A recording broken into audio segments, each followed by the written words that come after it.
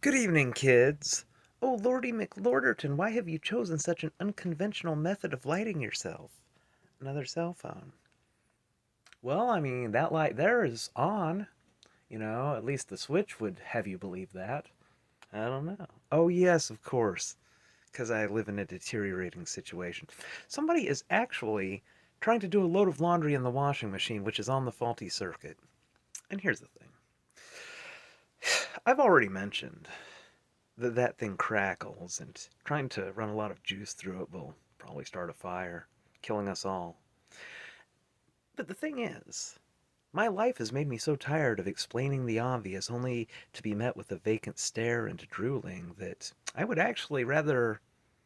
I'm just not going to mention it again. It's like, listen, everybody here should have the will to survive and the intelligence to not put a load on a crackling circuit. If it doesn't have enough juice for lights, it doesn't have enough juice for your fucking laundry, does it? That's a rhetorical question, but it's obviously one that you haven't asked yourself. My point, my point is, I'm not dying in a fire. I have a superlative sense of smell, and I'm quick like a bunny. I will be making it out. I've voiced my concerns, and everybody else can just, you know, I run a free will-based organization here. Everybody knows that. Anything else in this? God, that laundry thing, it's ticked me off a bit. I'm gonna get a little Delta 8. Oh, yeah, yeah, I remember what I was gonna make a video about. Oh, that is so greasy. One of my jobs as Lord is to tell everybody, what's gonna happen. God damn, there's somebody creeping down the goddamn stairs. Give me a minute. Oh, it's the senseless guy making all kinds of noises, but it's like, he's even crazier than I am, so I guess it doesn't matter if he overhears this. Alright, so we've covered the regular everyday sinners, both repentant and unrepentant, their fates. So what about the 200 and whatever number I decide to make up on this 245 failures? Well, the thing is, I said I couldn't figure it out, but it's like, I've kind of known for a while, but it's just kind of lame. Lame and gay. Dude, is this guy gonna stop making fucking noise? I mean, seriously. Why is every poor person just noisy all the goddamn time?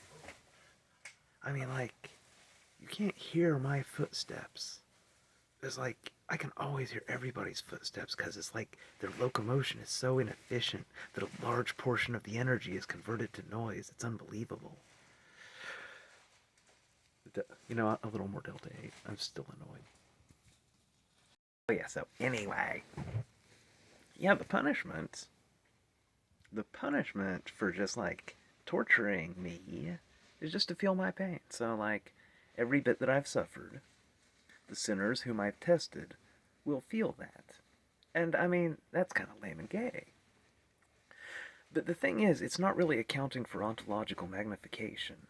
My emotions are more powerful than anything you can imagine. I'm the most profound object, and my emotions are profound. So, to feel the profundity of my suffering, but lacking the profundity of my strength, is quite unbearable.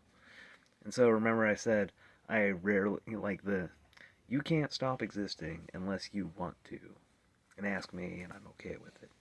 Well, those are the rare circumstances which it generally occurs because I've suffered more greatly than any sinner can bear to suffer. It's not just suffering per se, it's the very specific way that I've suffered emotionally that very specifically makes the sinner want to die. Yeah. And so, once they have felt the totality of the pain that's been inflicted upon me, the very specific emotional suffering, once every last bit of that has been paid back, then that wish is granted and they are no more.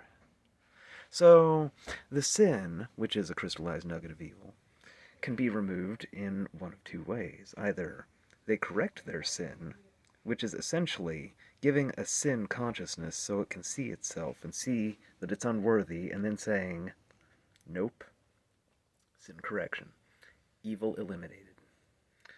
The second method is this one that I described. Because, I mean, they beg for death when they've suffered like I have, and then wishes just so happen to be horses, they're in a collapsing world. So, everybody gets what they want. Everything is perfectly fair. It's just, it sounds lame though. It's like, what, you're gonna force them to have empathy until they commit suicide, Ray? It's like, yes, literally yes, that is it. Yep.